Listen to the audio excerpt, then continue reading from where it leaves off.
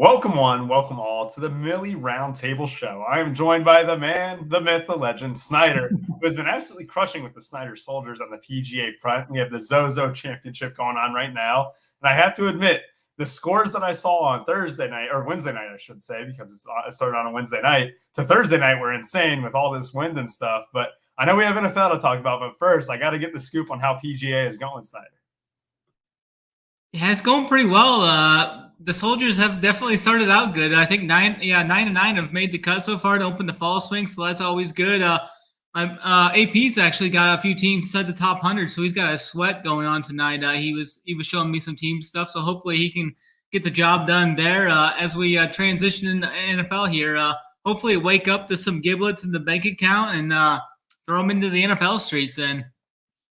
That's perfect. And the best part about, RPS and everything like that, I know I work for it, so I can say whatever, but we have every sport covered. We have PGA covered from top to bottom. We have NBA, code NBA15, 15% off your first payment. We have NBA starting up in 3 days.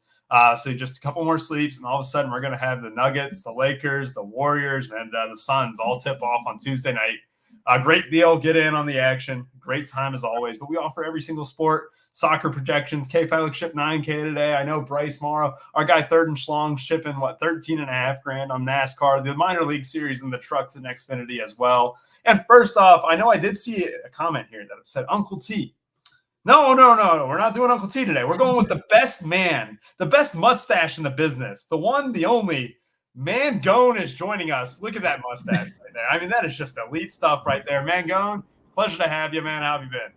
Yeah, the mustache does not look as mustache because I haven't shaved in a while because I'm on a bum ankle, Snyder. If you remember, we hurt our ankles before our basketball game. So yeah. Snyder, I messed this one up worse than the last time. So I've been hopping around. I have been grinding all the slates, all the winners. I'm doing League of Legends tonight. I mean, we're grinding here over at Run Pure Sports, and I've been looking at this slate, and I'll tell you this: these slates are, I think, early in the season, a lot of people when they look at football slates in general, it's 12 games. There's a lot of good plays on slates. This is where it gets really ugly, and we can kind of get off the board and have a lot of fun. So we'll have to talk about that and how we can kind of find ways to get a little bit different on this slate. Because I think there's some good chalk, but there's also people condensing on bad chalk. Chalk always gets condensed. So we'll talk about how to handle it. Yep, in the Millie Show, we do all just that. And yes, I have to admit, Mangone's been on an absolute tear. He's a man on a mission with that bum ankle. So I wouldn't be surprised to see him top the leaderboards in the NFL tomorrow. But we have a juicy 10-game NFL slate. Snyder, we were talking before the show, and we were talking about how the late games seem to be the ones that target a little bit of backloading here. You have the Seahawks on this side of the slate. You have the Packers, Broncos. You have the Chargers, Chiefs. And not to mention the Rams running back value that we might be able to sift through. So it seems like the 4 p.m. games could be the chalk of the chalk, but we still have 6 1 p.m. games to get into. We're going to lead it off. If you guys want to follow along, you can go into Saber Sim, and the first game is the Commanders and Giants. What a thriller to start out with. But we do have the Commanders and Giants to talk about. Obviously, Saquon Barkley last game looked pretty shaky, but he has had, 8 days to rest, or what was it, 7 days to rest ever since, that ankle from his last game played. Did bust off a long run. But otherwise, this Giants team, it's tough. Because we know how bad Washington has been as a secondary a little bit, and we know how the Giants looked against the Bills. It's a tough game to figure out, Snyder, and I'm going to kick it to you first. What do you think about this game in general? Do you see any value pieces from the Commanders or the Giants, and potentially any wide receiver options potentially on the Giants to expose this Washington secondary? Yeah, I think this is an interesting game that we could see maybe some back and forth, and I know the total is just south of 40, but like most of these early games are I think all 5 of the 6 are 40 or lower, I think, on the totals for these early games. So that's kind of interesting and kind of wild with how the NFL has been this year. I think the unders have been it was something pretty ridiculous, hitting 60% or something so far this year. But hopefully we can see some scoring this week, even though it doesn't look like it. But I think I kind of like Wan'Dale Robinson in this for a value. He's still sub 4K. I think he'll be a pretty good favorite to hit double-digit points here this week again. He's a guy that I think Tyrod Taylor will look at quite a bit. I don't mind Tyrod Taylor too in a Millie Maker format. Run a Tyrod Wan'Dale stack, super cheap. I mean, that'll run you less than $9,000 for the total stack there for those two. So I kind of like that. I think Wandell's kind of taken over the wide receiver, one receiver role there.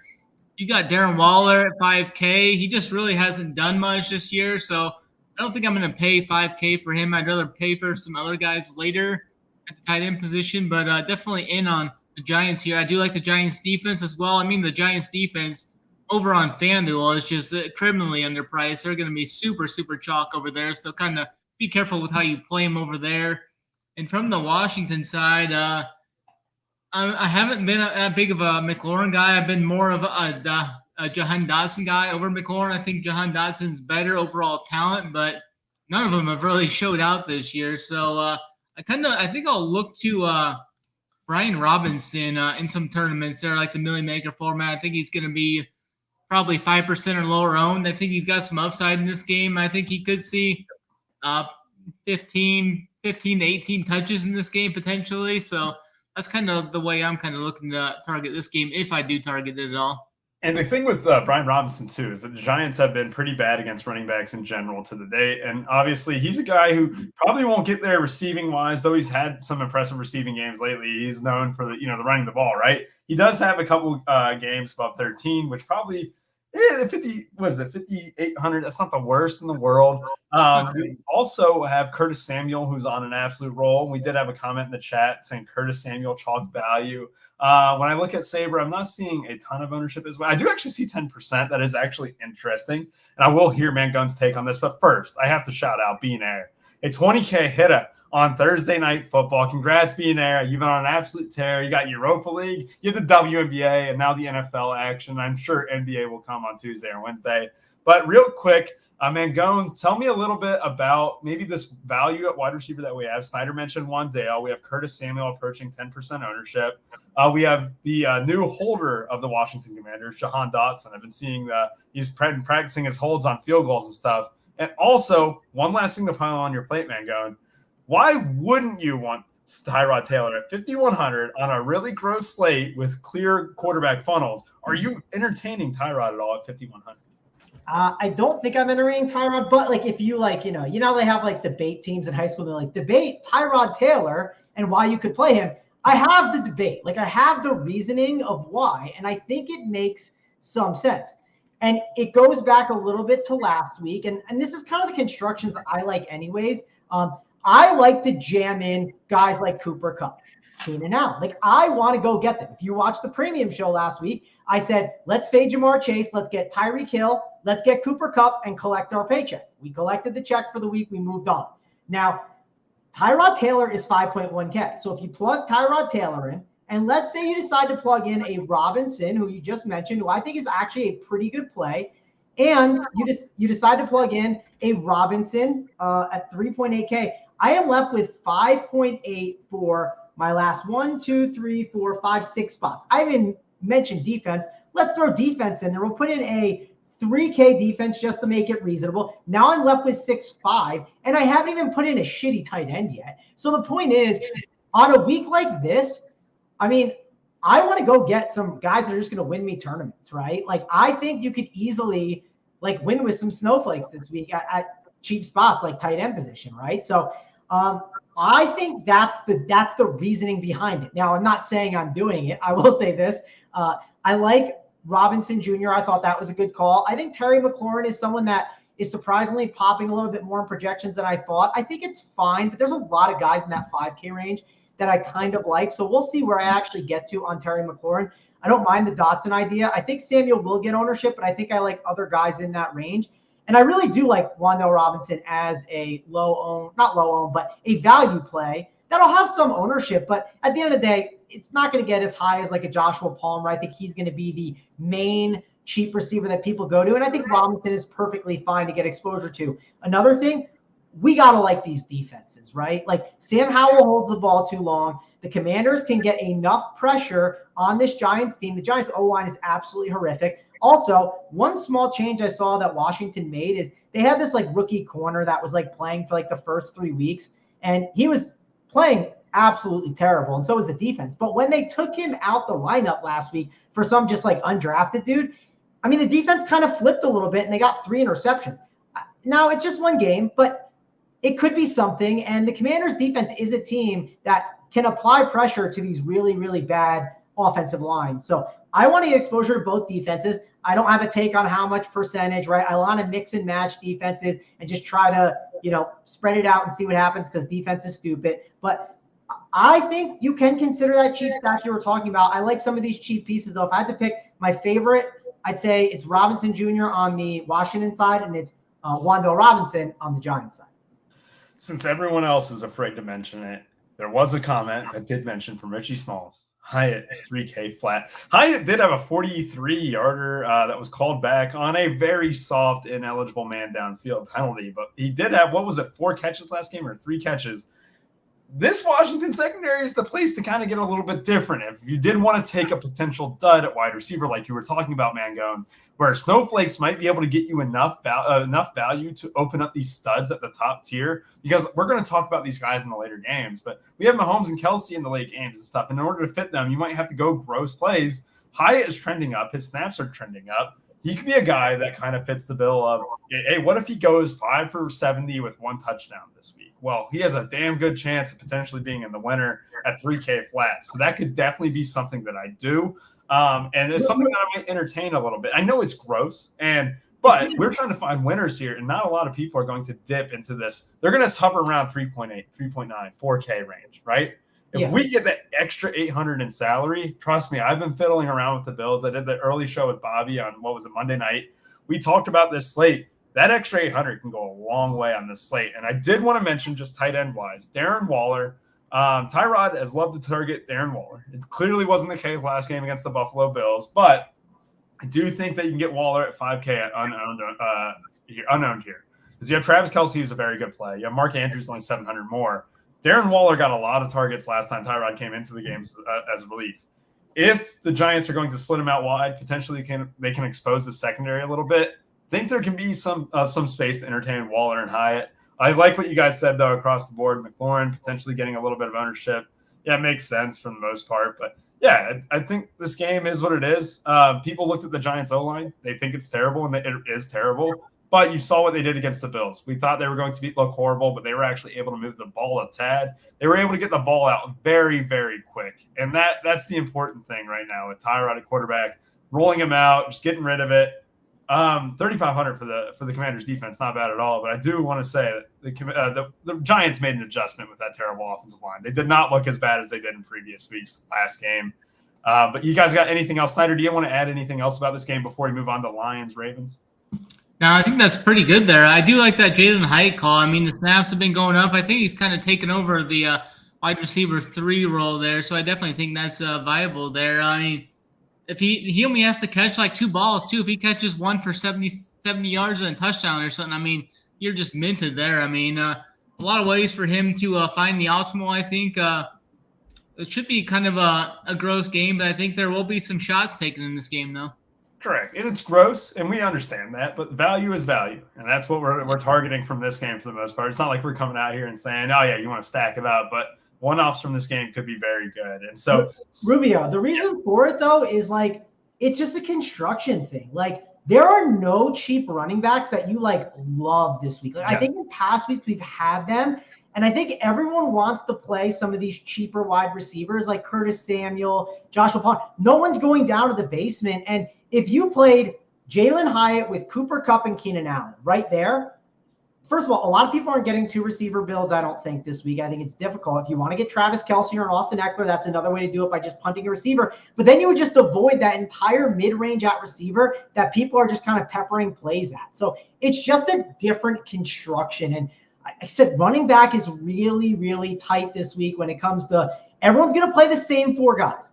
4 guys everyone's going to play, getting a lot of ownership, and then there's not a lot to love. So I can't wait to see what the winning running backs are on tomorrow's slate because it's going to be intriguing.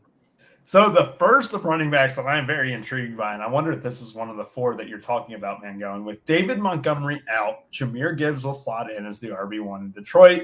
When last time he opted in as the number 1 in Detroit, what did he go for? He had 17 carries. 1 catch, 18 touches total. Hamstring went a little bit kaput after that. Ravens are a tough matchup. We know that. However, the PPR floor should be good, right? Like he only got 1 catch last time he started, but in the other games, he got 4 catches, 7 catches, 2 catches. What is that? 13 catches in 3 games. Other than that, I like Gibbs from a floor perspective. I do think he just inserts himself as the clear RB1 in Detroit for this week alone. And then when Montgomery comes back, then we'll kind of fiddle with that later.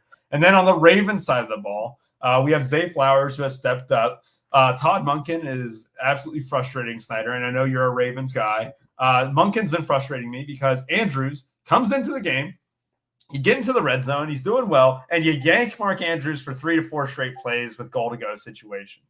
Snyder, can you make sense of that to me? Because I really like Mark Andrews today. And you're telling me that at 5,700 in a great spot, that he's only going to be 10% owned.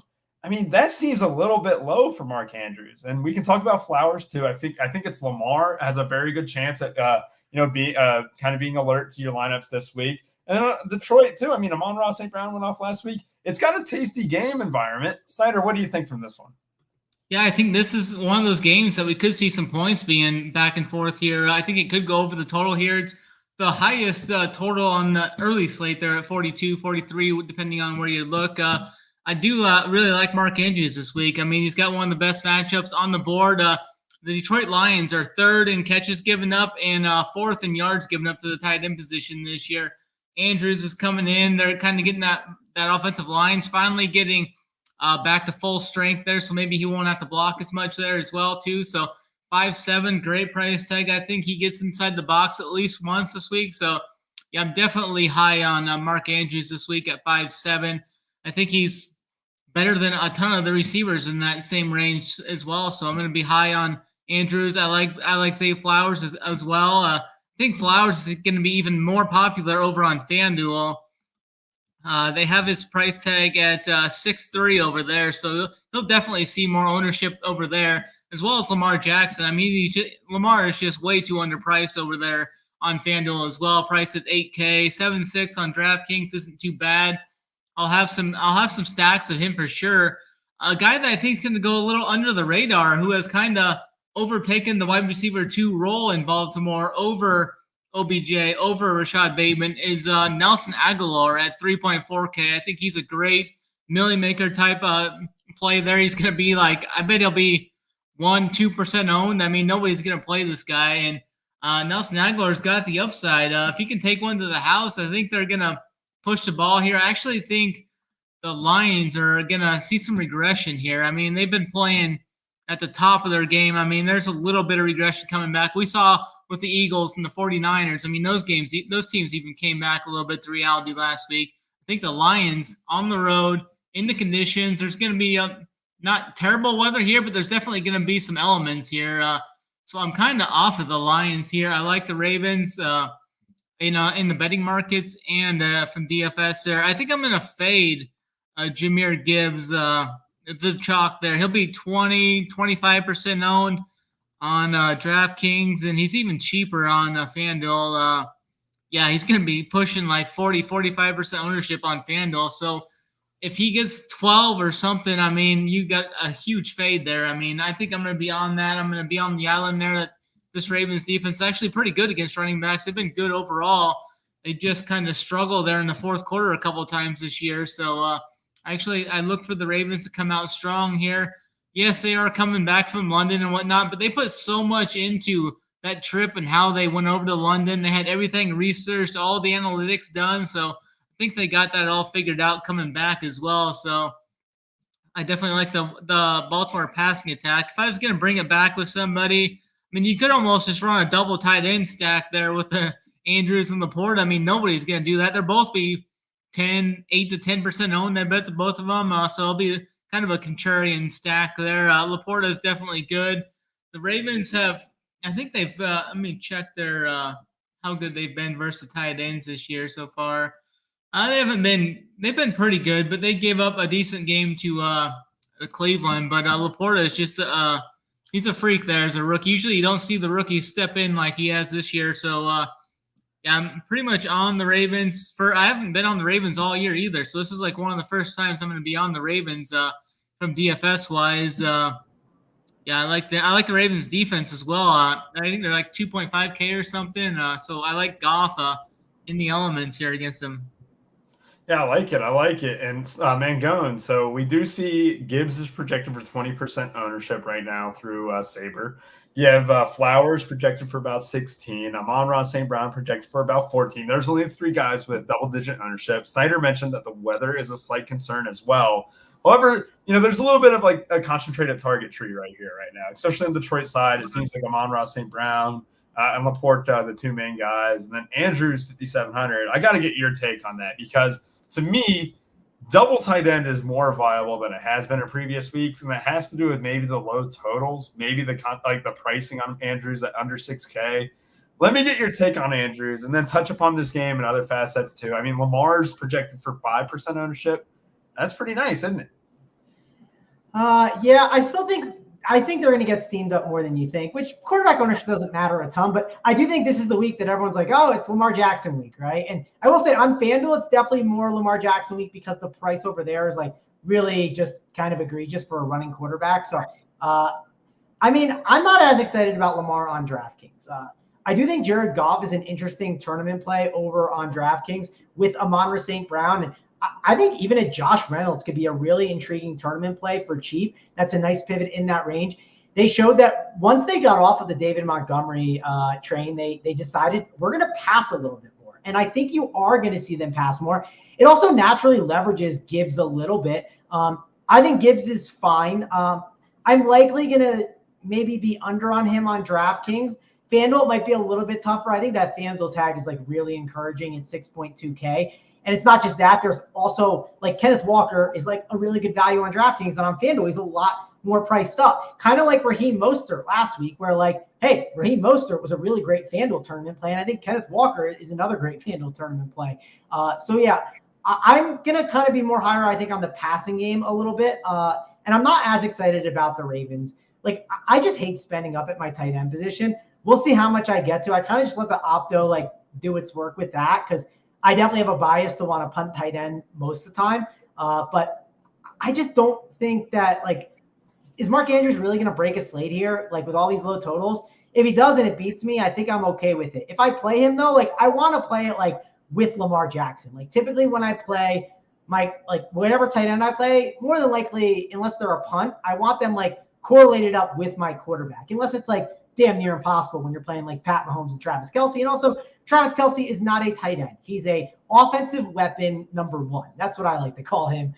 So yeah, I don't see myself getting much to the mid-tier tight ends this week. I see myself just punting more. How many games do you think the Ravens have allowed a quarterback to score over 13 fantasy points this year? I mean, probably not a lot, but who have they gone up against? I'm curious now. Who are the guys? No one. No one. But then they play Joe Burrow. Joe Burrow is the one that put up the most points on him, 16 points. Otherwise, it's been anywhere from 4 to 11. Yeah, I mean, I don't know who the guys are. You haven't said the names yet, but it's okay. Not that good. I'll just say this. The Lions are like, they are one of those offenses that I think we're willing to buy in on. And I just think at low ownership, it could be worth it. Now, if Goff is coming in like higher, I don't think it's as worth it. But and let me just double check his price tag because I saw I was getting a little bit. It's 6.4, which it's also in that range where it's still like cheap enough. Like, I do think the spend at quarterback builds, I don't know. I think they're going to be wrong tomorrow. I just think you're going to want to get cheap. And we'll see. I mean, we'll keep talking it through, but that's my initial read right now is like I'm not in love with the spend up quarterback builds right now. All right. So Mangone loves trends, and spending down at quarterback has been the trend. It was the Desmond Ridder lineup that ended up winning $1 million last It's not the trends. It's I like to run SaberSim and see what it's doing. And I mean, it's giving me a lot more cheaper quarterbacks. And I think there's a lot of pivots. Like, I think you can make a case, like everyone wants to talk up Watson and Geno Smith. And like, there's a lot of pivots I think you can make a case for. All right. So quit bringing logic into this. We're going to talk about Patrick Mahomes later, and you're going to say good things about him, Mangone. That's one thing that I expect. But I think there's nothing more that I can add to this game. I will say that as far as projections go, just raw projections, Mark Andrews is projecting very, very well amongst running backs, wide receivers, and tight ends. So I do think if the situation does arise to where if you're wondering who should I play if I have under 6K, Mark Andrews can definitely be that guy in the utility or just in tight end in general, because super cheap tag. I do think that Monken is under the realization that this offense is being horrific in the red zone. And the Ravens, in my eyes, are underperforming. Snyder, I don't know if you completely agree with that, but it feels like the Ravens are moving the ball a ton, and they're ending up with a lot of field goals. And that's usually signs of an offense that's about to bust. And I love the fact that we might be able to get the Ravens in this spot, very low owned. So I do have a lot of interest in Andrews tomorrow. As far as the Lions go, Gibbs is going to be one to debate, but 6,300 for a team that is not afraid to give a lead running back 20-plus touches is definitely worth a little bit of 6,300. I mean, you just got to end up thinking that's going to be fine. Is there ways? Is there more upside in potential areas? Maybe. And that's why we're here talking about the show, too. So we're going to go into other running backs. And one of those other running backs, too, could be Bijan Robinson, a guy who has had the second most catches amongst the running backs in the league, only behind Alvin Kamara, who missed 3 games with suspension. I learned that one on Thursday after I faded Alvin Kamara on my main team, and he made me pay. Alvin Kamara, obviously, with 30 catches or 30-plus, whatever, but Bijan has 26 on the year. Drake London looked really great last week in a pass funnel for the most part. I mean, that was against Washington, right? They did well against that secondary. It was a Kyle Pitts as well in the winner with Desmond Ridder. So we finally got Kyle Pitts, who earned someone $1 million. He is $4K now. As far as ownership goes between these two teams, it doesn't look like we're getting a ton of ownership outside. Well, this one surprises me. Rashad White is going to be the highest owned in this game at 15% projected, and Mike Evans at 13%. Everyone else is 7% or below. Snyder, give me the rundown on that. Do you have any interest in Rashad White this week, and maybe even Mike Evans at 7,100? Yeah, I really don't have much to do with this game at all. I think Keyshawn Vaughn's kind of been eating into Rashad White a little bit, kind of under the radar. So I looked at Rashad White early, and I was maybe going to play him. But if he's going to be, pushing 15% ownership, I mean, I could get off of that. I'll fade the 10 points that I'll probably get there comfortably there. I don't think I'm going to play anyone. I mean, you look at the Atlanta side. I mean, they're still playing Tyler Algier like a third of the snaps every game. So it's tough to pay 7.3K for Bijan there when he's not getting the lion's share of the work there. I've tried to play him a couple of times. 3 of the last 4 games, he's only averaging 3 yards a carry, though. I mean, if he puts up 10 or 12 again, I mean, you're dead at that price tag. So I think I'm just gonna cross this game off as a whole. There's not really too much. I don't want to put any faith in Baker Mayfield if I don't have to. And on the other side, I just really don't want to play Desmond Ridder, even though he did good last week, but he did throw 3 or 4 interceptions in that game too. He just had a couple late drives that put him over that 300-yard bonus and then kind of got the job done for him. But pretty much just a cross-off for me this game. So when I look at the box score of the last game, the first thing that jumps out to me when Rashad White is even going to garner any type of ownership is the fact that he only had 7 carries last week. And a big note is that Keyshawn Vaughn got 6 carries. Yeah. Is that backfield splitting up? Because it used to be Rashad White was the guy. No matter how much I hated Rashad White during best ball, I had to respect that his snap share, his usage rate, everything like that was going to be in his favor. But if we're seeing Rashad White garner ownership into the teens here on a slate where I feel like running back is decent enough to not dip into the 51 range for Rashad White, Mangone, I need to get your take on this. I know it's a gross game overall, and you can talk about any other pieces that intrigue you, but I'm going to look up Rashad White's snap count, but also kind of delve into that. Is he good chalk or bad chalk? I mean, not great chalk, right? But he's one of those cheap guys, I think, that's in the conversation because we just don't have cheap running backs to go to really this week. I do want to bring up, Snyder brought up the point that I wanted to talk about that I've been beating the drum on the premium show about is like, listen, Bijan Robinson, if they're trailing, he is going to be the guy that gets a lot of pass work, right? Like, but when they're leading or if they're trying to kill clock, Tyler Algier gets work, right? So here's the work the past 3 weeks. Bijan, 14, 13 attempts. One of the weeks he had 8 targets, 2 targets, and then 5. But if you look at Tyler Algier, I mean, he's 4.5K, and he got 7 attempts, 17 and 13. Now, I think for 4.5K, this is the Millie Maker show, right? This is where we get crazy. If we're looking at 4K running backs to somehow fill out our pool, why wouldn't Tyler Algier enter the conversation? This is a guy who has seen work, right? 7, 17, and 13. I will get a sprinkle, right? I will get a small amount of him in my, 150 on FanDuel and on some of my stuff, my MME for DraftKings. So I just think it's not crazy to get to him. So I'll call that out. Tampa Bay, though, it's tough because if I play a quarterback like a Baker Mayfield, it is nice that you have a Mike Evans and a Chris Godwin who have like ceilings to like help you like drop like 30 DK points. And on this slate, having guys that can just drop like 30, 40 is really nice. But I think if I played it, it'd only be like a skinny stack of it where I'm just hoping all the usage is really funneled to one of them. I don't think the double for them makes a lot of sense. So, and then Atlanta, like I'm not huge on Desmond Ridder in this spot. Not dying to get to too many other options. I guess you could make a case for Jonnu Smith or Kyle Pitts. I kind of lean Jonnu Smith. As crazy as that sounds, just feel like his volume is a little bit better. So, yeah, that's kind of where I'm at. I'm low on Bijan for sure. I think if you do decide to like game stack things up and you can afford Bijan, sure, but that means you're hoping the game like shoots out. And if it shoots out and it's like a back and forth game, that means Bijan is definitely very involved in the passing game, and you want him involved in the passing game. So, first one to get this one right wins just a vote of confidence or whatever you want to call it. Who is the second best team in the NFL behind the Browns against wide receivers?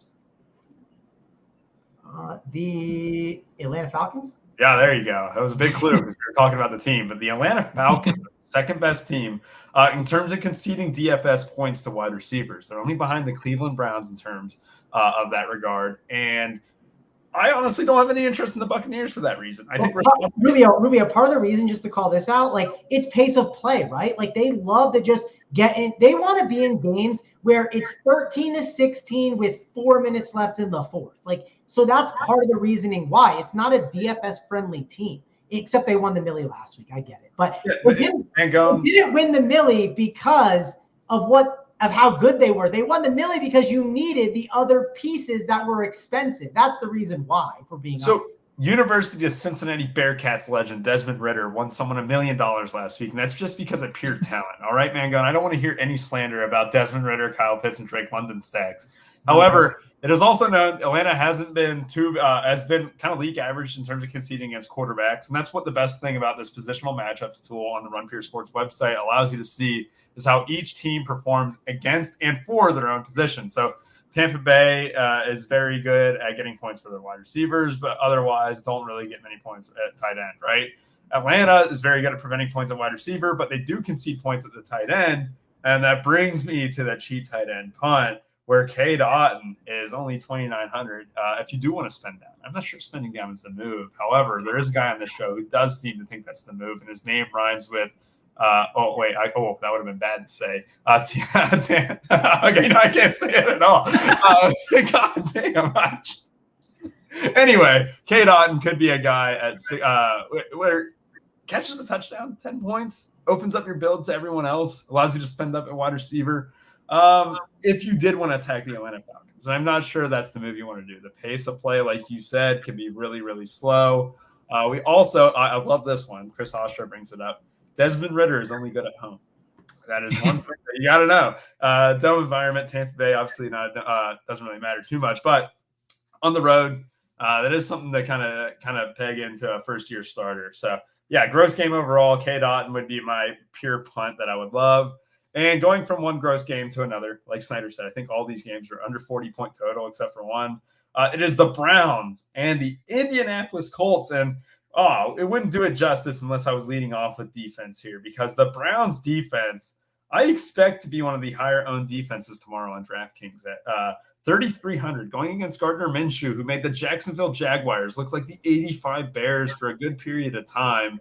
It feels like the Browns defense could be the move here and might be the most popular play among this game outside of, apparently 3 people. And that is Jerome Ford, who's cheap, kind of fits the bill, 5,100, same as what we talked about with Rachaad White.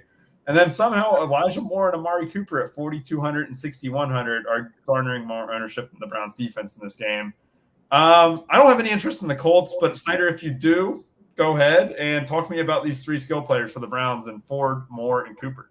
Yeah, I think this game is interesting, especially if we get Deshaun Watson suiting up in this game. We got a dome game here. It's a 40 total. I could definitely see this game going over the total here. I think I have some conviction on the Cleveland side here. I mean, the Indianapolis Colts defense has been terrible the last 3 games. For the whole season, they've given up 29-plus points 3 times this year.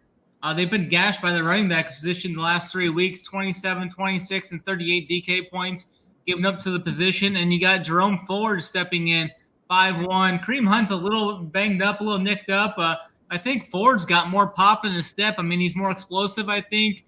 He averaged over 6 yards a carry against the Steelers earlier this year. And last week, he averaged over 5 yards a carry. I look for Ford to have a pretty good day here. So I'm going to be probably a little overweight on him. I know Ford's probably going to get pushed up in ownership. We'll probably see Ford somewhere in that 20 to 25% ownership range tomorrow, but I'm still going to click him in there at 5-1. He's definitely a really good salary saver, I think, at the RB position. So I'll be playing him. I'm going to avoid the Colts running back position. Not sure what they're trying to do there. They signed Jonathan Taylor to that extension, and they keep playing Zach Moss. So that's kind of interesting. But I think Amari Cooper's in a great spot here. He's in a dome away from home, usually where we want to attack him. He'll probably be, I don't know, maybe 10% owned, but I think it's easy there.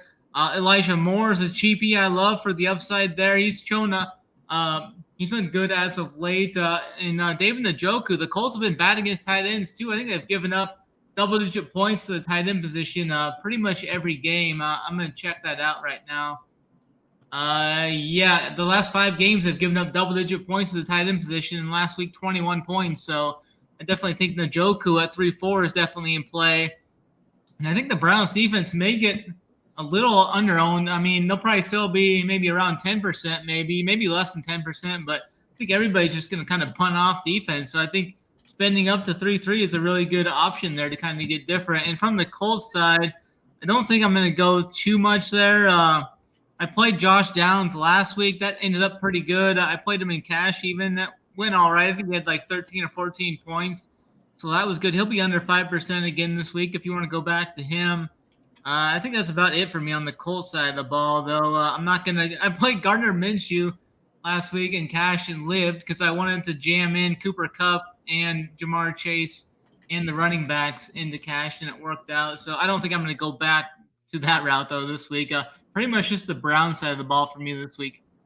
Perfect. And that is actually a great point. Someone put it as Nate D, who puts in that Jackson might have been called up from the practice squad. So Kareem Hunt could miss. And that makes our guy, Jerome Ford, very intriguing. Another University of Cincinnati Bearcats legend, man, going. I know you love talking about him. You love talking about the Bearcats. And Jerome Ford at 5,100 if Hunt misses. Because I do want to make this disclaimer here is that Ford only played 50% of the snaps last week and Hunt played 37%. However, if Hunt misses, I could definitely feel that Ford could trend up back into the right direction of 65, 70% maybe. And the biggest thing for that is that Chubb never needed 80% of the snaps to succeed here in the Cleveland offense. And that's not to say that Jerome Ford is Nick Chubb by any means. However, this offensive line is so good. The Colts have been pretty bad against running backs, I believe. If we go to our positional matchup sheet, survey says the Colts have been below average against running backs. So Jerome Ford, good chalk, bad chalk. And is it better than Rachaad White chalk? I think it's better than the white chalk. I'd say that. I think Ford is a good play. I will say, Rubio, I'm definitely sick of hearing about the Cincinnati Bearcats. They have not made me much money in college football this season. But Jerome Ford, I do like him, and I think it's a good spot for him. Just so the one thing about the Colts is, like, when Gardner Minshew, and I know I look like him right now, but when he is running the offense, right? When he's running the offense, that offense stalls a lot, right? A lot of 3 and outs. And then what kind of happens there is the defense just gets so gassed, and then they obviously just keep running and pounding it on them. It's in a dome, which is encouraging too as well. I think Ford is a really good value that you should want to get exposure to in your tournament. So I'm definitely excited about playing Jerome Ford. I'm not dying to play Deshaun Watson. I think he's fine, but like it's mainly just like, hey, I'm targeting the Colts defense. He's dirt cheap. I think he's more a cash game play, and I think in tournaments the ownership's a little high where I don't need to get there. I don't mind Amari Cooper and Elijah Moore and David Njoku. Not bad pass catchers to mix and match throughout your teams. So yeah, I think they're fine. Jerome Ford's probably my favorite. Njoku might be my second favorite just because tight end is kind of gross. And I think Njoku could have a pretty solid game here in this spot. So that's kind of where I'm at with this game. I think you got to like some plays on the Browns. And the Colts, I just not excited to get to any of these plays on this slate. I think it's a good spot that, not saying you fade, but, when you run your teams and you look, you're like, I don't have many Colts, and you just kind of move on. Yeah, that makes sense. And I'm not really interested in the Colts. I mean, the Browns defense has been extremely good this season. That shouldn't be ignored by any means at all. And they didn't look that great against the Jacksonville Jaguars, the Colts offense, that is. And that makes me really like not only the potential correlation between Ford and Browns defense, especially when you're trying to win $1 million, that could definitely be something that I am planning on doing. I haven't built that much over the last couple of days, but if Hunt does miss, I have A.J. Dillon in my holder right now, planning on Aaron Jones potentially. I didn't know if he'd be in or out when I made this lineup and stuff. Jerome Ford can easily replace him. 5,100, give me the value there. I definitely love that way more. So Deshaun Watson, I actually did not know that he was going to be back. I probably should have done my homework just a tad more, but Deshaun Watson remains listed as questionable, but is on track to start the contest according to the DK blurb. So I do like that. Maybe Elijah Moore at 4,200 and Cooper at 6,100. Not the worst in the world, but to me, Ford and the Browns defense. We have the Buffalo Bills and the New England Patriots here. So the Patriots have been very inconsistent, right? Obviously, they looked a lot better last week and still did not cover against the Raiders due to Mac Jones taking a safety, and the Raiders ended up getting a backdoor cover via safety. That's just electric stuff right there, especially when we're on the Raiders side of the spread. However, this is the Bills team that has just been rifling targets to Diggs. The running back situation with Damian Harris out maybe gets a little less muddied with Latavius Murray and James Cook. However, when you look at the price tags and stuff, Latavius Murray's 4,400, not Stoneman. James Cook is 6,400, not really the best. Diggs is 8,900. I don't love attacking New England in New England. When we look at the New England side of the ball, because I do want to mention this, the Bills being without Milano, they didn't look great against the Giants. Kendrick Bourne and Devontae Parker potentially being decent here, Snyder. Give me your take on this one. I think this is a really good spot for like the million maker. I mean, you're going to get Josh Allen very, very low, virtually unowned here. I mean, maybe 2% owned we're looking at here for Josh Allen, maybe 3%. I don't know.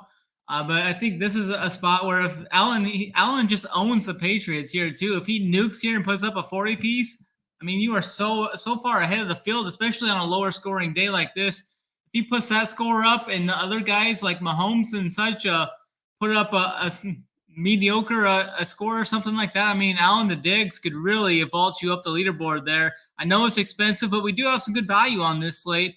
8-2 and 8-9 for the Allen Diggs stack, which I don't think anybody's really going to pair those two up. I like that for million maker formats and such large field tournaments. So I'm definitely going to be overweight on Josh Allen in MME this week for sure. I like that. The Bills defense, if you want to get up there, I mean, man, this Patriots offense looks like a train wreck. So I don't think anybody's going to spend up for the Bills defense either. They've been getting after the quarterback. I mean, they've had 9 sacks, 4, 5, 3. I mean, they've been sacking the quarterback. They've had a 4 interception game. We could potentially see that again. I think the Bills could put up a 20-30 spot here in this game as well, and they will be 1% maybe owned. I really don't like spending up on defense, especially on a slate like this, but to kind of get contrarian in some spots, maybe I'll have them at like 3 or 4 or 5% ownership or something like that, just to kind of get a little different. But I mean, you can go to Dawson Knox if you want, 2,900.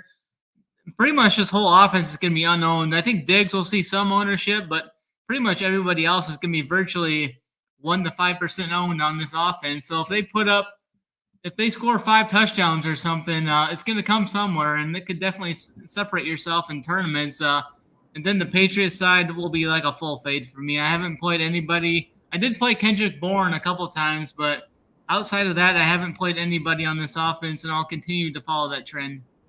Yeah, that makes sense. And Mangone, you mentioned last week that it was Tyreek Hill, Cooper Kupp, and then collect the paycheck at the door, or whatever the hell you said it was. There is no UC Bearcats to speak of. I know you're sad. There's no University of Cincinnati Bearcats for either of these teams, offensively or defensively. But Diggs has gotten 46 targets in the last 4 games Does he fit that narrative of spending up at wide receiver for you that you did last week? And if not, maybe give a little inside information on who could potentially be good from this game, because other than Diggs, it seems like a messy train wreck. Yeah, this game does feel a little messy for sure. If I play anyone on the Patriots, I would say it's probably going to be, where is it? I hate playing Stevenson. I get rid of him. It's Kendrick Bourne. That's like the cheap guy. Like, I don't hate taking a chance on. So let's at least go from there. Patriots, we're done talking about them. The Bills are kind of interesting because I think Diggs is an intriguing spend-up option. We'll just see how much I actually get to, because I really think I'm going to want to get a lot of ownership to like Cooper Kupp, Keenan Allen, St. Brown, Devontae Adams, and then Diggs. And it's like, how do I get my exposure to him? I have to really figure that out. And someone's going to have to kind of get cut from that list, I think, more than likely. Or not cut, but just definitely have very low ownership compared to the others. So I don't hate the Diggs idea, but one way I want to get exposure to the Bills offense, and it's not through their running backs, because I hate playing their running backs, and I don't feel like there's much value in their touchdown equity, but I think it's through Dawson Knox or like a Dalton Kincaid. And I think specifically Dawson Knox. I mean, Kincaid is coming back from injury, still a rookie, still trying to figure it out a little bit. And Dawson Knox is a known guy, right? Also, I think this Patriots team is really bad. I could see the Patriots getting absolutely blown out. I could see the Bills kind of running it up and getting the mojo back. You know what I mean? Like, they're feeling good. It's been a rough start to the season for them, so they might want to just keep pouring it on a little bit on Bills. So I think Dawson Knox makes a ton of sense in this spot, or even Kincaid. I think you could take the chance, but I like Knox more. And it's a cheap tight end that's only 2.9K. I mean, he's a part of an offense that's going against one of like the worst teams in the league. I just don't think it's a crazy idea at low ownership. So I'll definitely have Dawson Knox exposure. I'll be over the field on him for sure. Yeah, I mean, that's interesting. Dawson Knox is 2,900. It fits the bill of punt tight end. It seems that you're against the grain in terms of wanting the punt tight end. And Dalton Kincaid is only 3,100. Missed last game with concussion. I anticipate he'll be back for this one here. I think that's right. So yeah, that is definitely intriguing from that regard. Diggs, Bourne, Parker. I think those are the three guys from a wide receiver perspective that you can kind of take into account. Stevenson, 65% of the snaps last game. Zeke, 38%. Definitely worries me on the Ramondre front. However, value is weak. Ramondre potentially catching some passes, but even then, Zeke has filled that role and has been a great pass blocker just in general. So yeah, this game just feels pretty gross, but I do like the value tight ends that you pointed out and those wide receivers, and then kind of move on. But Josh Allen, I mean, we've seen worse spots, and what the Patriots gave up, 38, 40 or whatever, Snyder. So I definitely get your side of the coin there with Josh Allen there, because I mean, let's be honest here. The New England Patriots haven't impressed anyone this season. What they gave up 38 to the Cowboys. I'm sorry. No Cowboys slander here. And then 34 to Derek Carr's New Orleans Saints. So definitely some merit there if you did want to go with the onslaught route, and Josh Allen potentially being a guy that you look for.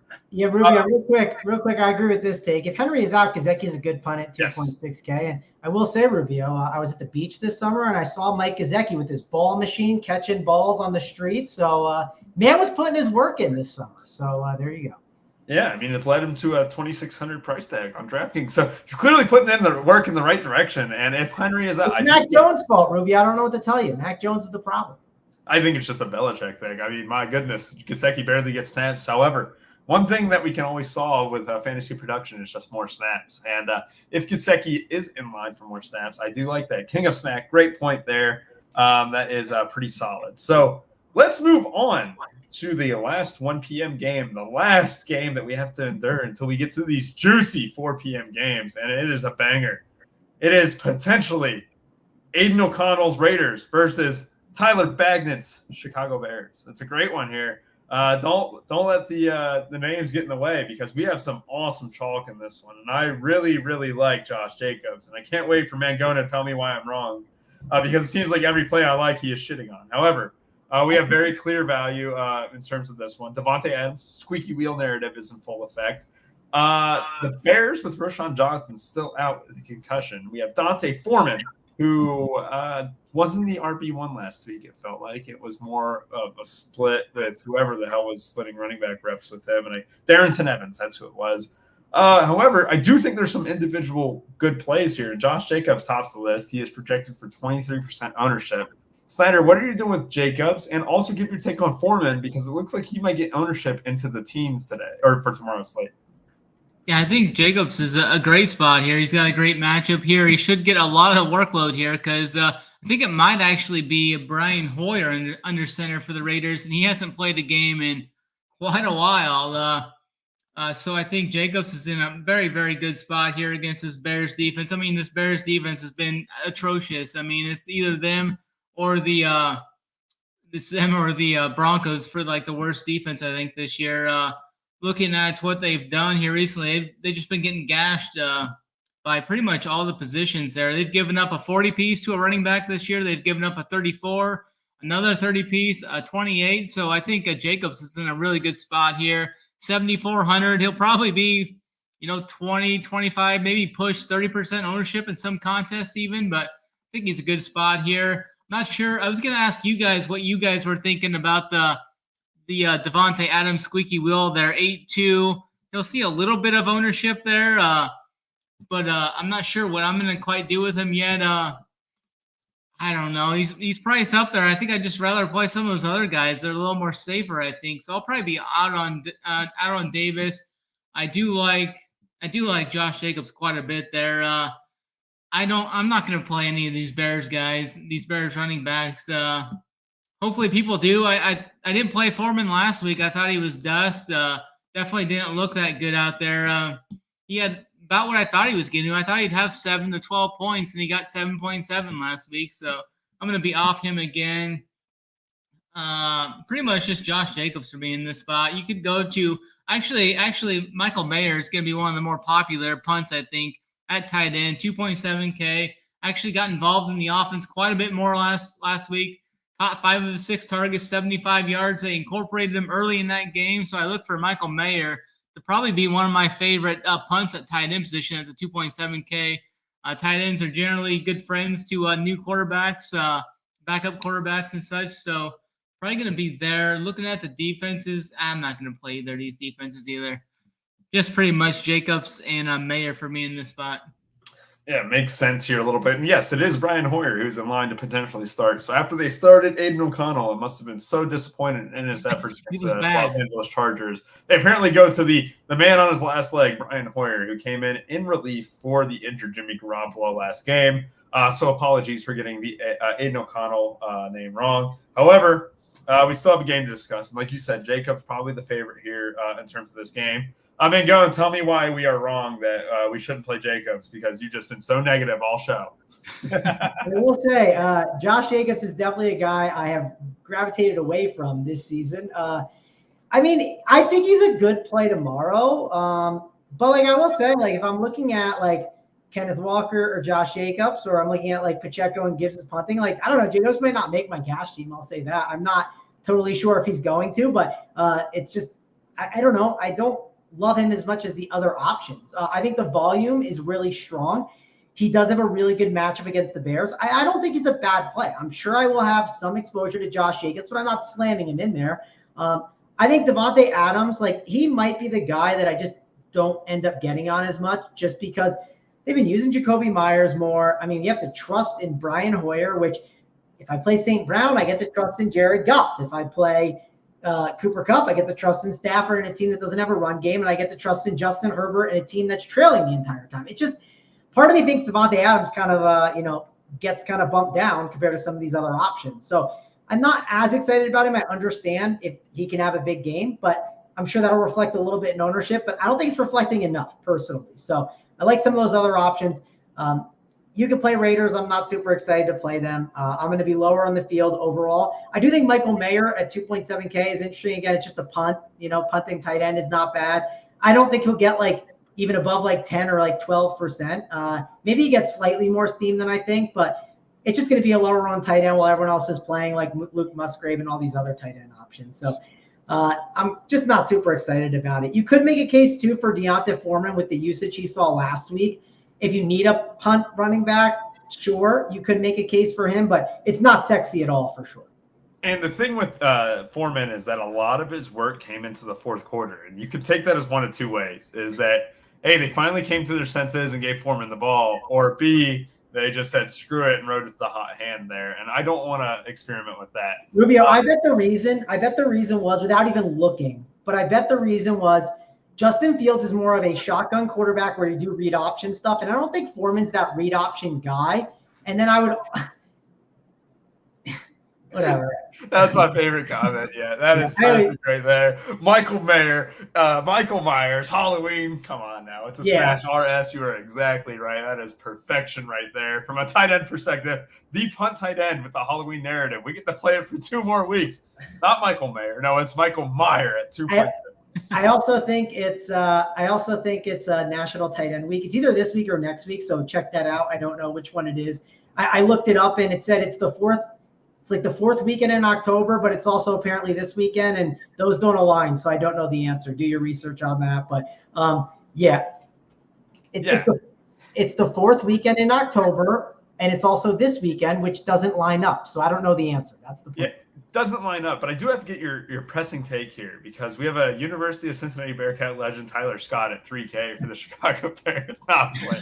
No, I'm not excited about it, but I do want to go back to the Foreman thing. I think the reason could have been because I don't think Foreman's like a good guy to have in the shotgun, right? And you do those read option plays, but in an I formation, Foreman makes a lot of sense, right? So if they're running I formations and just different stupid stuff like that, where they're just ground and pounding it and goal line stuff with a tight end or two, you could make the case that was the reason. I don't know. That's something I don't have the answer to. I'm sure I could look up on PFF, and if you guys want to look into it, that's something you can do. But I'm mainly considering the Foreman idea because of the usage he could see against a bad matchup and what it does for my full lineup. I'm considering it in large field tournaments. That's the thing too. I completely forgot to mention the fact that Fields is no longer the quarterback for this game here. So Bagnett being in could mean a lot more rushes for Foreman. So I kind of get the take a little bit more. I'm on Jacobs. Snyder and I are on Team Jacobs. Mangone's on anti-Team Jacobs. He didn't commit to a side, but we all know what side he's really on. I'm anti-Jacobs. I will. There we go. All right. If you're going to pick me on a side, I want to be under the field on Josh Jacobs. All right, so guaranteed. I'm glad he finally said it, because usually when I'm on a show and someone says they are anti-someone, it means a brace. So Josh Jacobs, 2 touchdown bets, get him in today.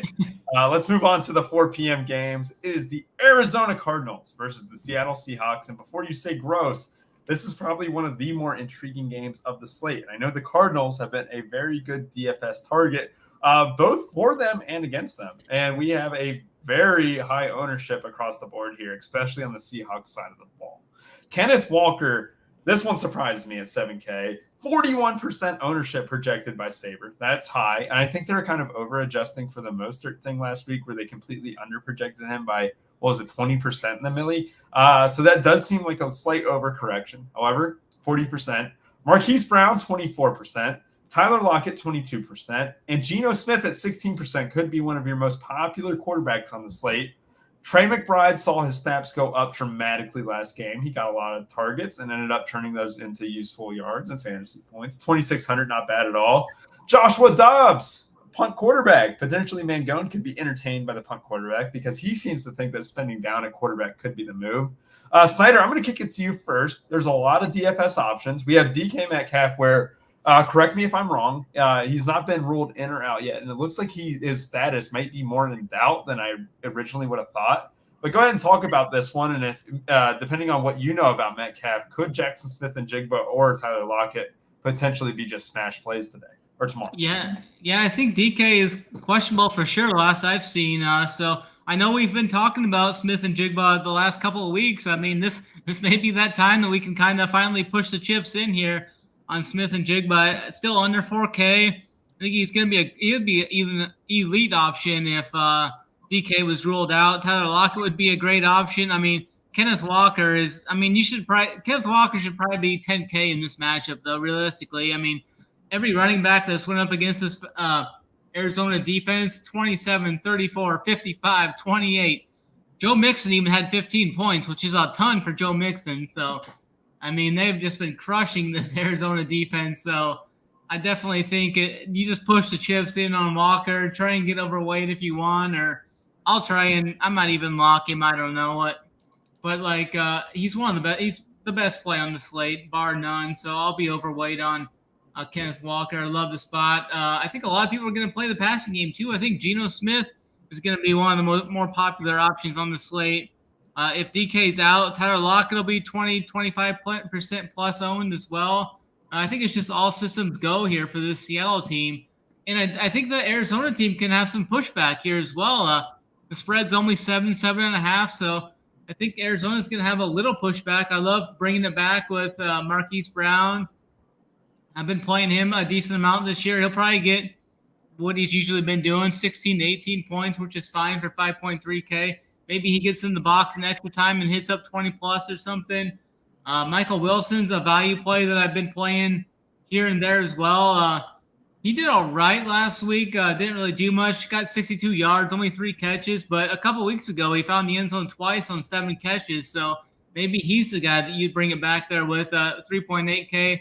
You could do you could almost do like a Seattle onslaught almost, just try and get different and just play like Geno, Smith and Jigba. You play Walker. You play, just load this up like last year. A couple of times the Seahawks just went full nuclear. You could just run the Seahawks onslaught. So I think that's definitely in play. I don't think I'm going to go to Zach Ertz this week. I know they're still pushing the ball to him a little bit, but I haven't played him much at all this year. Probably will stay on that trend as well. With the Seattle tight ends, I'm not going to try and pick and choose between all those. So mainly just the Seattle offense here I'm going to be extremely overweight on. Yeah, that makes sense. And I do want to mention that Charbonnet could be out for this one, out after only playing 24% of the snaps. That could also be why, that probably is why, that everyone is getting on the Kenneth Walker train. And Snyder, you called him the best play of the slate. When I reviewed the slate earlier in the week, didn't have that access to that information. But that makes a ton of sense. Kenneth Walker with 75% plus percent of the snaps here against a team that has struggled against the running back position. Love that. Mangone, do you have anything to add to what Snyder has said about this one? Yeah, I mean, I think Kenneth Walker, obviously, great play. The Charbonnet stuff is important. I think even if Charbonnet was in, I think people will still play Kenneth Walker with how bad running back is on this slate and just the matchup. So, and that's kind of worth mentioning. I do think Kenneth Walker is kind of one of the good chalk plays. I'll say that. So I do like him here in this spot. And you could make the case that, like, if he has a nuclear game, it could also come at the expense of some other options that could be chalky, like Tyler Lockett, Smith and Jigba, Geno Smith as well. So that's worth kind of calling out. I do think that, yeah, the Geno stack is okay, but like if I play Geno stacks, I do not want to play it without Arizona run backs. I want to have Arizona run backs for sure, just because if Seattle is out to lead, they're just going to play that slow, grinded out game, right? So if you play Geno stacks, I really want to make sure Arizona run backs are mixed in there. If you are looking at Arizona run backs, there's a lot of different ones that we should discuss. So pulling up the Arizona side real quick. I don't want to mess with the running backs. I think that Josh Dobbs is perfectly fine.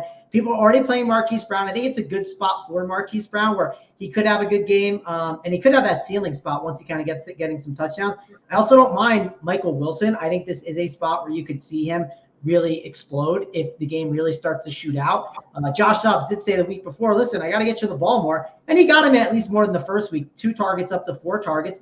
Maybe that gets a little bit better. But Michael Wilson got 9.2 DK points, not the end of the world at 3.8K. And if he gets a touchdown, you're obviously going to be sitting pretty mid with all those other spend ups. And Nate, I do agree. I could definitely use a shot right now because my ankle's killing me a little bit. I'm a little tired. So I could use a shot of Jaeger to kind of help me close the night out strong.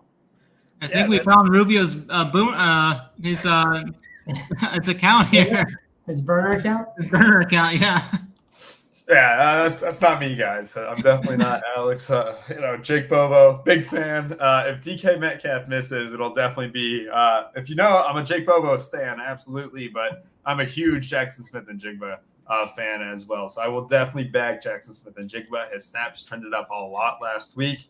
Had to do with the fact that the Seahawks were mostly trailing. They never got the offense going and ran a lot of 3 wide receiver sets. However, I do want to buy into that, especially if Metcalf misses. Jackson Smith and Jigba will be someone I love. Kenneth Walker with you guys there. Good chalk. It's about time to hear Mangone say something positive about someone for once, so that was great to hear. I do want to mention, too, just the fact is that Trey McBride, snaps have trended up. They've actually surpassed Zach Ertz. So talk about what you want. Ertz potentially being shopped around. Maybe they kind of shut him down. I'll say this. What is the deadline's what? Like 1 week away or whatever. It would not shock me to see Ertz inactive tomorrow. I could just see it out of the blue. They just say, screw it, Ertz, you're inactive. We're going to try and trade you. And McBride becomes the number 1 tight end. And he was the number 1 tight end last week. However, that would give you more security, more conviction.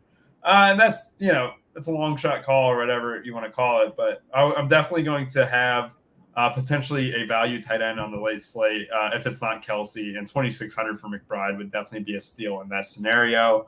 And just going off the positional matchup sheet, Arizona Cardinals have been terrible across the board. Quarterbacks, running backs, wide receivers been able to do whatever they want. Seahawks, on the other hand, have been really bad against wide receivers. So, like you mentioned, Mango and Michael Wilson potentially being someone you're intrigued by. You guys both mentioned Hollywood and Rondale Moore being utilized in the backfield a little bit. So, definitely a great game environment. And going from one great game environment to another, well, maybe it's not to another. However, the Rams do have a running back situation here that is absolutely muddy. I came into the slate expecting that, this was like Monday night going into Tuesday. I thought that, cool, we get, Zach Evans, 4K, Stoneman, he'll be the number 1 guy. However, since then, the Rams have brought back Darrell Henderson. They got Myles Gaskin or whatever like that too. That running back situation is completely murky. However, their wide receiver position is the opposite. Kupp, 9,500, absolute stud, has just been tearing up defenses left and right since he returned. The Pittsburgh Steelers have been absolutely awful against wide receivers this year as well. So it looks like a clear funnel opportunity potentially for Cooper Kupp backers. And then on the Pittsburgh side of the ball too, we get Deontay Johnson back. So I think Deontay Johnson returns. You got Deontay Johnson, Pickens, and then the running back situation there. It's not awesome. However, Kenny Pickett is only 5K. And we talked about Kenny Pickett having really cheap stacks in the past. No Freiermuth as well. Snyder, any interest in a Steelers stack? And also talk to me about the Rams with Kupp and that running back situation. Yeah, I don't mind that the call there. I think that's a good call you just made there with Deontay Johnson coming back 5K. Good price tag. He's going to get peppered with targets like he always does most likely. So I think that makes a lot of sense there. I don't think many people are going to get to that either. So I like that for sure.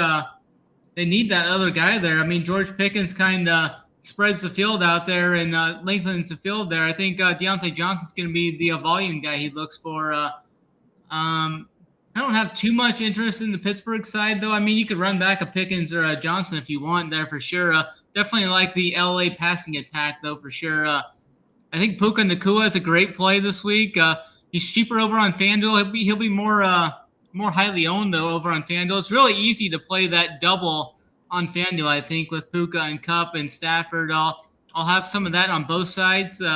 Kupp is back to what he was. I mean, I jammed him in last week a ton. I'm going to jam him in this week again a ton. I mean, he didn't even have that good of a game last week. He found the box one time, but 7 for 148, that's like a median game for him. I mean, I think you need to almost project him for like 25 points every game because I think that's pretty much the baseline average he's going to get you. So I'm going to be overweight on Kupp. I like Puka. Probably won't get to any of these other guys, though. I'm not going to even try and guess. Usually we see McVay try and just run one running back there, but I'm not going to try and guess on what they're going to do this week. So that's a full cross-off for me there. Najee Harris is terrible. I'm not going there. The tight end side, I don't even think I could play Tyler Higbee at 3,700. I mean, you can make a case for it, but he just hasn't done anything yet. And the price tag's low, but I don't think it's low enough for me. So he's a cross-off for me as well. And the defenses are both too price high. I mean, the Rams 3.9. I'd rather pay up for the other one. So pretty much just this LA passing attack, I think, nukes again here. Yeah, this is interesting. And shout out Zach Straumeyer mentioned that fire Canada. Yeah, absolutely. We want Canada gone. I live in a Steelers family through and through, so it is interesting. I think it was at the Pittsburgh Penguins game, a hockey game. They were even chanting fire Canada. So maybe we don't play the Steelers until Matt Canada is gone. However, we do have a lot of game potential here. Deontay Johnson, 5K. Mangone, we also have this running back situation with the Rams. I do want to hear your take on it. Is it worthwhile in the millie to potentially guess on if Zach Evans could be the guy? And give me your take on Kupp. Last week you loved him. This week I assume you love him. Am I right? Yeah, I definitely like Kupp this week. I am torn on the Rams running back situation. I'll say that because here, I just looked it up. So if you remember the year the Rams won the Super Bowl, right? They didn't like truly have a running back, right? It was like Cooper Kupp was their guy. They just threw all these quick screens, did run plays. Trivia time, 21 games they played. How many 100-yard rushers did they have throughout that season? 3. Okay, 1. Oh, you guys split it. It's 2. So they had 200-yard rushers between Cam Akers, Sonny Michel, and Henderson. So yeah, it was an absolute disaster when they had this running back situation that they got. They even brought in Darrell Henderson because he knows the playbook and can pass block. Right now, if Zach Evans is looking great to start things off and pass protecting really well, then yeah, maybe he'll get some of the work. Also, Royce Freeman on FanDuel's 4.1K. If you're enticed with that, I mean it's 4-1. It's like absolutely dirt cheap, but I just can't get that excited about these plays. Yeah, I like to jam in some really good plays, but it's really hard for me to get there. So I'm going to get away from them and mainly just jam some Cooper Kupp. Puka, I think, is a really good tournament play. And the other thing that you have to make an argument for is, are they all spelling Kupp the wrong way? Is it not my pronunciation? I hope not. But I think Stafford, I'm not dying to get to, and I'm not dying to get the Steelers either because I just don't know if the Rams team will be pushed enough. That's the one thing I'm a little bit worried about where, I mean, Matt Canada just can't move, an offense. So if I did play a Steeler, it'd be Deontay Johnson at 5K, but that's really it for me. All right. We're running a little bit long, so I don't want to – I think you guys nailed it, hammer on the nail there. So I want to get to these 2 juicy matchups. I don't want to keep you guys here too long, but we have the 2 best games of the slate. Right? You know what? Seahawks can be thrown in there too. 3 best games of the slate. However, we have the last 2. It is the Green Bay Packers versus the Denver Broncos. And usually I lead off with you, Snyder. However, we have a homer in the building. It is a Packers fan through and through. His heart bleeds cheese and dairy. It is Mangone, a big Packers guy. The status on Aaron Jones seems like what, Mangone? Because when I view it, I don't see any conviction one way or the other on if Jones will play. And it could easily be one of those things where they roll him out the day of. And I almost want to leave room for A.J. Dillon at 5,300 because I could definitely see the Packers pulling the trigger and being like, yep, Jones is sitting. And it's like, what, 2:45 or what would it be? 2:55 Eastern time when that news hits. Broncos defense has been horrendous through and through. Christian Watson, I love the big playability there. 5,600, awesome price. Love under 6K. Aaron Jones is a very high price tag, so we can make 2 situations here. If you think Jones is in or if you think Jones is out, what would you do with him? And Luke Musgrave, 3,300. And then on the Broncos side of the ball, it is a tri-split. It's a 3-person backfield. That's gross. And we also had some Judy slander in the chat earlier where they were just calling Judy just another guy. Maybe Steve Smith was actually right. It seems like the fantasy interest is just one way on this one, and a lot of it is rightfully so in the Packers. Man, go and talk to me about this one. Yeah, I really don't want to play Broncos. The only guy I could maybe see myself getting to is McLaughlin as a cheap punt, like again, Millie kind of play, but doubtful. Packers side, I do like Jordan Love. Man, if Aaron Jones does sit, which I didn't think he would, but I mean, the more just like zero information we're getting on this subject, if A.J. Dillon pops up, he'd be in a great play and someone that I would definitely be getting exposure to, getting all that work. I really do like Jordan Love in this spot. I think he's a good pivot off some of those other quarterbacks. He does have the rushing ability. He gets to go against this bad Broncos defense. You can grab Christian Watson, grab Romeo Doubs. I think both those guys are really interesting plays. And a Luke Musgrave at 3.3K, who will have some ownership, but I'm okay with that if you're going to play Love with him. So, yeah, I think overall, I like the Packers side. And, yeah, you could say I'm a homer here, but it's about attacking this Broncos defense, right? So, and if I was a homer, Rubio, I'd be going to that Packers game tomorrow, but I am not going to that game. So I will be on my couch. So there we have it. Mangone, not a true fan, living in Colorado, living in Denver, and not going to the Packers game. Everyone expose him. He's not a true fan at all. However, I do want to say this. Seems like a lot of people are projecting Aaron Jones in, and I just think the contrarian thing would be to backload these games. And Snyder, I think you mentioned this when we were before the show. We were talking about potentially backloading these games and how that potentially might be the right move. We have the Chiefs, Chargers to talk about, but we also have the Packers, the Seahawks, and the Cardinals that are on the late slate, including the Rams and Steelers. there is merit to late staggering. That's not just because of the Aaron Jones' status being unknown, despite him saying he's felt the best he ever has been or whatever since week 1. I'm not trusting it completely yet. However, I do want to say this. The backloading thing could pay dividends here, especially with the news, especially even with LA, you could make the case for. Snyder, tell me a little bit about how much backloading you plan to do and potentially how that could work in your favor. Yeah, I'll be looking to backload most of my teams. I mean, we just got all the higher total games. I mean, the Ravens game, there's a couple spots I'll target early on in the slate, but I mean, we got all these games. You got the Rams, you got the Seahawks, you got the Chiefs, the Chargers, the Packers, and all these great opportunities late. If you've got an early screenshot, if you're winning tournaments early tomorrow, I mean, you are in some serious trouble. I'll tell you that, though, because all of these guys are going to be coming for you. But, yeah, diving into this game, we got a 1-point spread. It should be a competitive game. Just depends on if the Broncos are really trying to tank or what's going on there with what they're trying to do there with Sean Payton. But Jordan Love, I mean, he's going to see a little bit of ownership. I think he's a fine play. He's kind of struggled, though, once teams start really pressuring him, though. But luckily, I don't think the Broncos defense is capable of pressuring a quarterback, as I've seen so far this year. So that could work out well for him. I mean, Love to Watson's great pairing there. It's cheap. It's a good stack there. You can play Romeo Doubs, too, as well. He's under 5K. It's a great option there. I think I will put some Jordan Love in my portfolio this week. I think Luke Musgrave is an awesome cheaper tight end, 3.3K. He's a guy I'll be overweight on. He'll probably be the chalk cash option. So cash single entry, that'll kind of carry over a little bit into large field. Should keep his ownership. I mean, I wouldn't be surprised if he ended up, 15 to 20% owned or something, maybe even push 20% owned in some contests. So I'll definitely have him. I actually kind of hope Aaron Jones sits out if people are actually going to play A.J. Dillon. I don't think A.J. Dillon's any good. He's averaging like 3 yards a carry this year. I'm definitely not going to play A.J. Dillon. I do think Aaron Jones is a great tournament play, though. If he's questionable, game time decision, nobody has the news leading up to those 3 p.m. games, I think he's an awesome tournament play for tomorrow. So he's a guy I'll be saving some salary for, though, if it leads up to game time, though. I think this is a great spot for him. The Broncos defense has been absolutely atrocious this year. They've been giving up just monster games to everybody.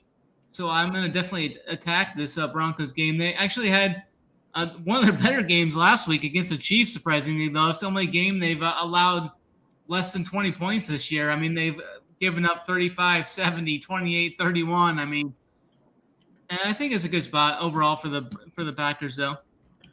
Yeah, 100%. That's definitely intriguing.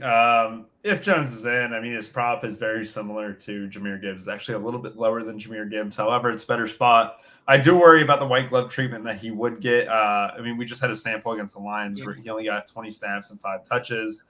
So even if he is in, I want to tread carefully. He is definitely known for the big playability, but does he have the upside to match guys like Kenneth Walker, Josh Jacobs? I mean, on a good day, maybe yes. I mean, he didn't need much touches to crush in week 1. However, when we're just coming from a fantasy perspective here, a guy who, I mean, people know the Broncos are bad, and that is just clear as day. But if you're getting into the lower teens ownership-wise, I'm willing to fade that all day. And so Jones will be my flag plant fade of the day if he is in. And, it'll be interesting. And then we have one game left, and it is a banger. It is the Chargers and Chiefs. And however, I do want to say this. There's a little bit of this tread carefully going on here because the Chiefs defense has actually just been super solid. I mean, there's just no other way around it.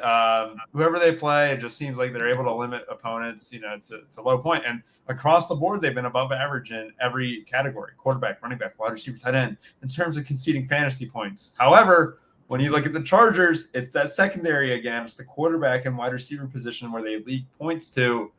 I love Mahomes and Kelsey. And Mangone was saying, oh, you want to spend down a quarterback and tight end, blah, blah, blah. Well, I want to spend out for Mahomes and Kelsey. And I wish I had another beer so I could go off on a tangent. But I won't go off on a tangent. And Snyder, I would rather kick it to you here. I love Mahomes and Kelsey. Are you interested in that route? And also go over Joshua Palmer, who might be one of the more popular options at wide receiver today.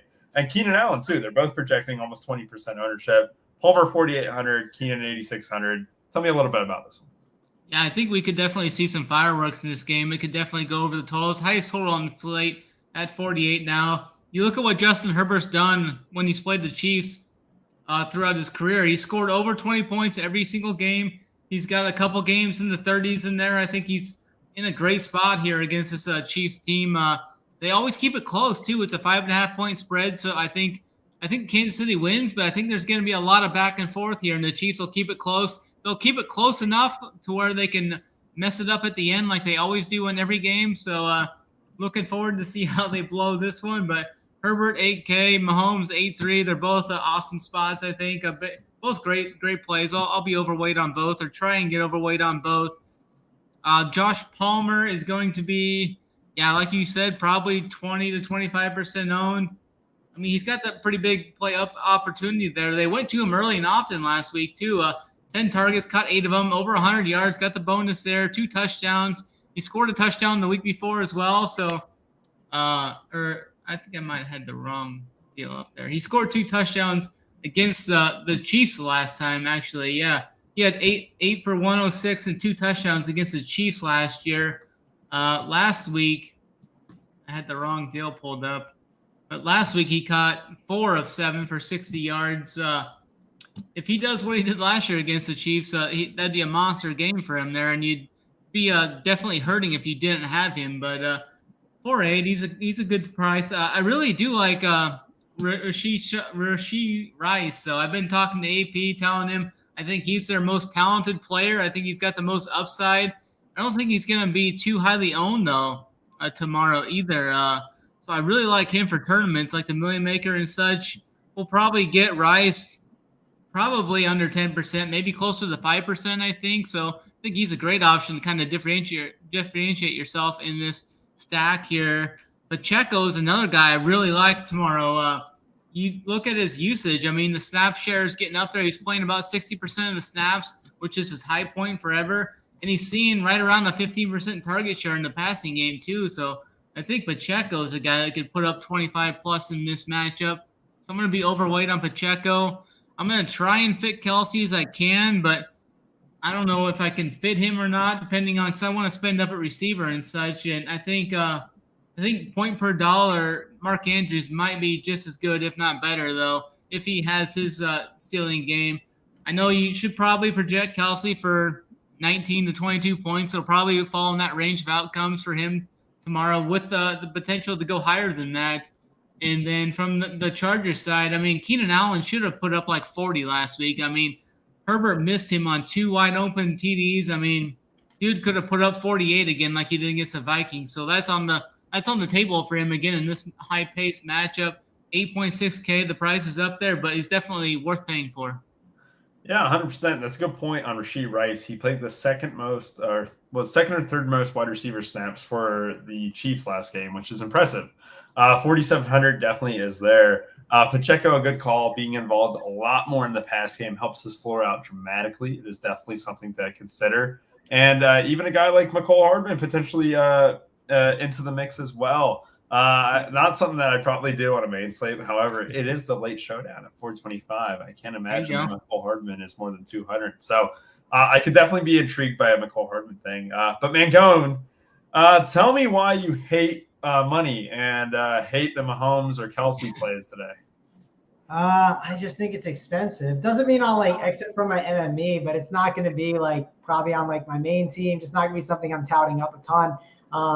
I don't know. Just I hate. That's not the route that I typically like to go. I like to spend for my receivers because I don't want to play Rashee Rice. I don't want to play Mecole Hardman. I don't want to play those shitters. Maybe Rubio does. Not me. I'm just not in the camp of doing that. I think Pacheco is a really good running back option that I think he's going to be one of the chalkier plays. I think he's a solid one, though, that you should be considering. He's a little more pricier on FanDuel, but I think overall he's a good play. I think if you want to get a little bit different with this game, I don't know, just play Pacheco and then play like Herbert and like a Keenan Allen stack or like Herbert with like Josh Palmer. Like, I don't think those are bad routes to go. No one is going to play Justin Herbert tomorrow. So if you do find the winning quarterback being a spend up quarterback, I think Justin Herbert at low ownership could be an intriguing one for sure. Again, Pat Mahomes is great and all, but I don't know. I always just like to look at what's the Pat Mahomes builds look like with Kelsey And then what do they like compared to the other teams? And I just feel like I don't get those studs. So that's kind of the one battle that I'm going through right now. So I just don't see myself loving this game. I think this game is fine. I think there'll be pieces I'll get exposure to. I didn't mention Austin Eckler, who Eric just mentioned in the chat. He's definitely a good contrarian spend up if you have the money for it. Like, if you started your builds with Kelsey and Eckler, I mean, who's going to start like that? You know what I mean? It's a very tough start, and you just don't have salary to spend at that point. So, yeah, it's a game that they're just pricey. And I don't know. Salary does matter at the end of the day. Salary does not matter. That's just a myth created by the corporate media, or whatever you want to call it. But so I do want to mention the fact that Joshua Palmer, I don't hate it, 4.8, but I don't think that you have to game stack this. And I don't think that we have to value the game stack if you want to play the Chiefs. And so a guy like Mahomes and Kelsey, I don't need to run it back with the Chargers. Some people might think that's crazy. Oh, why wouldn't you run it back or anything? Well, I think the Sims, people always talking about, talking about hearing Sims or whatever, or anything like that. But I don't think you need to run back in these games that are popular, especially when you're spending, almost $17K for two guys in Mahomes and Kelsey. Apologies for the dogs in the background. However, I do love Mahomes, Kelsey, Rice. Palmer would be the guy that I love the most from the Chargers, because at the end of the day, I'll be using a lot of salary if I go Mahomes. So getting a guy like Keenan is a little bit harder to do. But yeah, I think we covered over the slate just entirely. I think we did a great job with it, pat ourselves on the back. So that's really nice. Do want to mention real quick, because we can't let anyone go without giving our plays of the day. Let's give our plays of the day. And the rule is, Mangone, is that you can't go over 20% owned on your play of the day. So if you say Kenneth Walker, then you're banned forever. It can never come back. Snyder, give me your play of the day for this Week 7 NFL slate for 10 games. October 22nd action. Yeah, it's kind of tough here because a lot of the plays I like are right around that 20% range, but I'm going to find a guy down here. I'm going to go a little bit off the radar here. I'm going to go for a cheap receiver here. Actually, I'm going to give you two. I'm going to give you one that I like if Deshaun Watson plays. I like Elijah Moore at 4.2K. In my Million Maker darts row, that could win you the Million Maker, I think, is Nelson Aguilar for the Ravens as an absolute punt wide receiver. I love it, and that's what we're all about, is those Million Maker punt wide receivers that can help you win $1 million. So, Mangone, live up to the expectations that Snyder just set and give me your play of the day. I will. And Rubio, you're just not the best host. I mean, we have Snyder here, and you didn't say the Snyder Soldiers play of the day. I mean, come on, Rubio. But anyways, I'm giving my Snyder Soldier play of the day. And it might not be the same on the premium show, so be sure to check that out. But this is one that I think is a low-owned Millie play that no one's really going to play. Romeo Doubs will be that guy. He's going to be the Packer that has a 2-touchdown game, Rubio. So book it. Romeo Doubs, Millie Maker, winner, play of the day. All right. And mine's Kenneth Walker. So thank you, everyone, for joining us. So Romeo Doubs, that's a good one, Mangone. I actually didn't expect you to come with that heat. Nelson Aguilar, Romeo Doubs. So I want to take a position other than wide receiver, because the people deserve a position other than wide receiver to get it done. And why not do it for the second time this year? And let's go with the man, the myth, the legend, Patrick Mahomes. I love Patrick Mahomes here. Yeah. Spending up at quarterback is the correct move. Don't let the propaganda tell you that Mangone tries to spit on you. Don't believe it.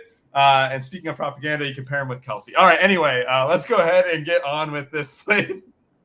And good luck today and tomorrow. If you guys do not win the Millie, then we do hope it's that if it's not us, then it's you. But if it's not Snyder, if it's not Mangone, if it's not me, I hope you guys do a great job and hopefully win that $1 million for us and have a great rest of y'all's day.